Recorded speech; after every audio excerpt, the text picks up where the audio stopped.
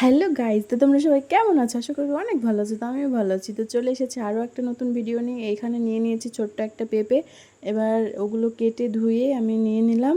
এবার উনুনে কড়াইটা বসিয়ে দিলাম, দিয়ে কড়াইয়ে পেঁপেটা দিয়ে দিলাম, দিয়ে অল্প একটু নুন দিলাম, নুন দিয়ে একটু নাড়াচাড়া করে দিয়ে দেবো হচ্ছে পরিমাণ মতো চিনি।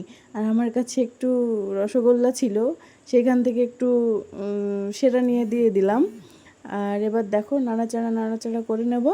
নাড়াচাড়া করে আমি পরিমাণ মতো অল্প একটু জল দিলাম, মানে সিদ্ধ হওয়ার জন্য। এবার ঢাকা দিয়ে দেব।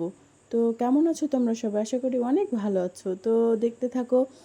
আজকে আমি পেঁপের চাটনিটা, প্লাস্টিক চাটনিটা কেমনভাবে বানাই। তো এই দেখো, আমি এখানে দিয়ে দিলাম হচ্ছে পাতিলেবুর রস। তো নাড়াচাড়া নাড়াচাড়া করে নেব। এবার কালারটা কত সুন্দর চলে আসছে দেখো, মানে একদম। এবার উপর দিয়ে ছড়িয়ে দিলাম হচ্ছে কিশমিশ। তো এবার নাড়াচাড়া নাড়াচাড়া করে, মানে কালারটা যত নাড়াচাড়া করছে আমি, তত কালারটা যেন আরও বেশি সুন্দর আসছে তাই মনে হচ্ছে আমার। তো এখানে অলমোস্ট রেডি হয়ে এসেছে।